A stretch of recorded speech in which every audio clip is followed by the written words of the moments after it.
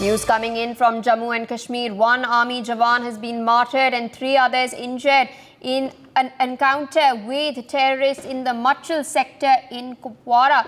The counter-terror operations had commenced after a group of 2 to 3 terrorists were trying to infiltrate across the border. My colleague Ajay Jandyal joins us on the broadcast live. Ajay, sad news coming in. One soldier has been martyred this morning. 3 others have been injured. What is happening on the ground?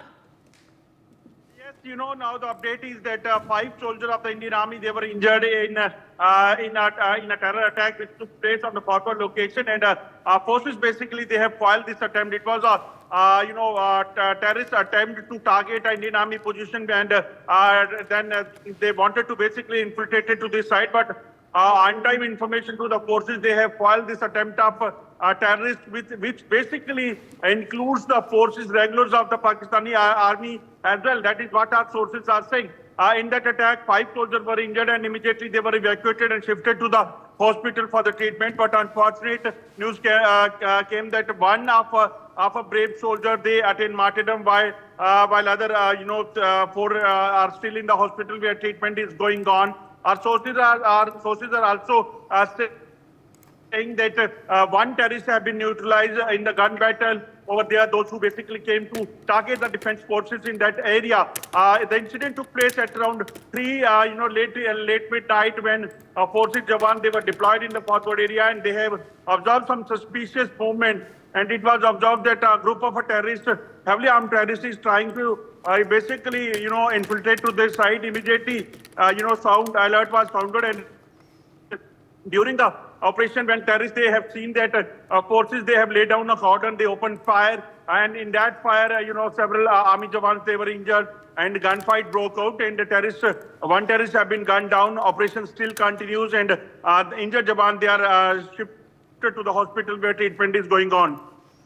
Indeed, we've been seeing a rise in terror attacks in Jammu and Kashmir in this month itself. In Kathua, 5 Jawans were martyred. In Doda, 4 of our soldiers were martyred earlier itself, and now 1 has been martyred in Kupwara as well. Also joining us on the broadcast this morning is Major General Sudhakar G, defense expert. Good morning, sir. Thank you for speaking to NewsX. A counter-terror operation is currently underway in a bid to thwart an infiltration attempt by terrorists across the border. One of our soldiers has been martyred during these operations on the ground. I've, of course, referred to a spate of such incidents that have taken place in Doda and Kathua as well. What do you think is required at the moment to flush out these terrorists, to purge terror? We've seen a rise in incidents in Jammu in particular as well. Do you think the terrain also affects the operations? Yeah, good morning. Thank you for getting me to your show. Excellent question you have raised. Before I respond to your question, my deepest of condolences for the unfortunate demise of our brave soldier. May his soul rest in peace. And may his sacrifice also inspire others to give their best and put an end to this menace of terrorism coming from across the border from Pakistan. Now, having said that, let's be slightly clear about how things are panning out. You see, this is the historical legacy based on which Pakistan's existence is being justified by the deep state of Pakistan. Let's not lose sight of that fact. The deep state of Pakistan is none other than the Pakistan army, duly supported by the ISI. As if we can recall, post-liberation of Bangladesh, Pakistan leadership has been off and on at regional and international level, making very glib and loose statements to the effect that they will bleed India with 1,000 cuts. So much so that Zulfikar Ali Bhutto in United Nations Security Council, in a formal speech, he has used this particular expression. This actually assumed a kind of a formal concept during General Haque's time. And mind you, such kind of threats are not temporary threats. They are not for 10 days or 1 year or 10 years. It is an eternal threat. It is a kind of a long-term threat I always have been saying through your channel, through multimedia platforms, that long-term threats have to have long-term solution. The long-term solution is that what is their aim? One of the aims of the deep state is to liberate Jammu Kashmir, come what may. So they will fight tooth and nail, even if they have to eat grass, they eat grass to produce nuclear bomb, they will. This is the central theme. There are many other themes.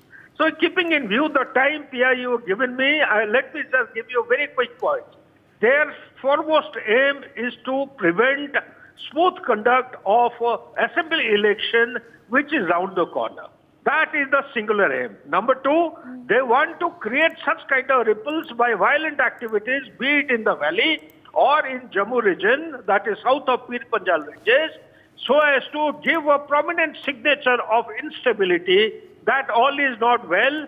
The tourism footprint which came about in 2023, numbering to approximately or over 2.11 crore, is only one of its kind in isolation. It is not a new phenomena in a near, Srinagar or near Kashmir. They want to prove their narrative. And this narrative essentially is not going to end so soon.